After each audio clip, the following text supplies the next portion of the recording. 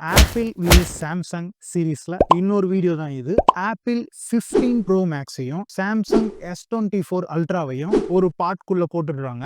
இப்போ அந்த அந்த பார்ட்குள்ள ஹாட் வாட்டர் ஊத்துறாங்க. 10 செகண்ட்ஸ் கூட ஆகல, ஆப்பிள்ல டெம்பரேச்சர் வார்னிங் காட்டிடுது. ஆனா சாம்சங்ல இன்னுமே டெம்பரேச்சர் வார்னிங்ன்றது வரல. சோ எது வின்னர்ன்றது உங்களுக்கே தெரிஞ்சிருக்கும். This video sponsored by BuyMote app. இந்த ஆப்ல grocery thingsலாம் நீங்க ஆன்லைன் ஷாப்பிங் பண்ணிக்கலாம். இது Amazon, Flipkart போல தான் ரொம்ப ஈஸியா உங்களுக்கு grocery things ரொம்ப ஃபாஸ்ட்டாகவும் வந்து சேரும். இது இந்தியா ஃபுல்லா ஹோம் டெலிவரி பண்றாங்க. லிங்க் வேணும்னா டிஸ்கிரிப்ஷன்ல இருக்கு, செக் பண்ணி பாருங்க.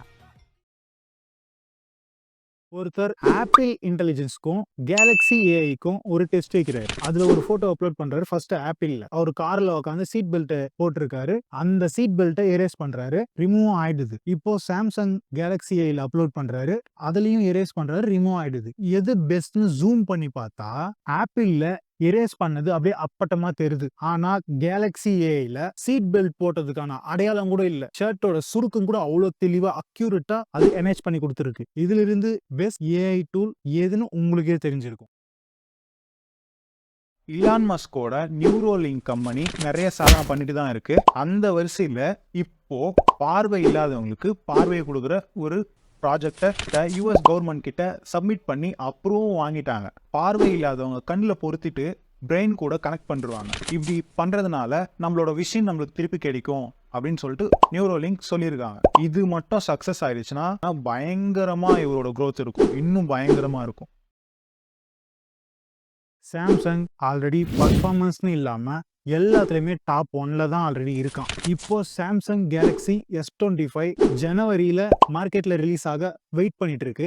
இது பெஞ்ச்மார்க் டெஸ்ட் பண்ணிருக்காங்க யூஎஸ்ல. அப்போ சாம்சங் S24 அல்ட்ரா விட 40% பர்ஃபார்மன்ஸ் இன்க்ரீஸ் ஆயிருக்கு அப்படின்னு சொல்லிட்டு ரிசல்ட் வந்திருக்கு. S25 ultra single core score வந்து 3148, மல்டி கோர் ஸ்கோர் வந்து 10,236, S24 அல்ட்ரா சிங்கிள் கோர் வந்து 2301, மல்டி கோர் ஸ்கோர் வந்து 7255. இது இப்போ ரிலீஸ் ஆகியிருக்க ஆப்பிள் ஐபோன் 16 விட பர்ஃபார்மன்ஸ் பல மடங்கு டிஃபரன்ஸ். கம்பேரிட்டிவ்லி ஐபோனை விட சாம்சங் பர்ஃபார்மன்ஸ்ல பெட்டராகவே இருக்காங்க. இப்போ S25 ரிலீஸ் ஆயிடுச்சுன்னா இன்னும் அஃபிஷியலா சொல்லிடலாம்.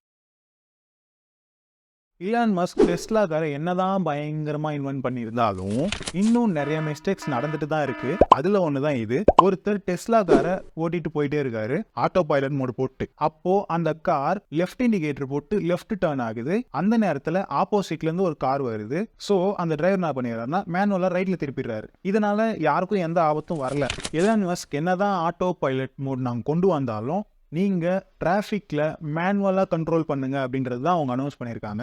நம்ம டெக் வளர்ற அளவுக்கு ஏஐ இன்னும் சப்போர்ட் பண்ணல. நம்ம எந்த அளவுக்கு ஏஐ வளர்க்குறோமோ அந்த அளவுக்கு டெக்கும் நம்மளுக்கு வேணும். இன்னும் அந்த அளவுக்கு டெக்கும் நம்ம இன்வென்ட் பண்ணல. மேபி ஃபியூச்சர்ல இதெல்லாம் ஃபிக்ஸ் ஆகலாம், ஃபிக்ஸ் ஆகும், ஆகலாம், இல்லை ஆகும்.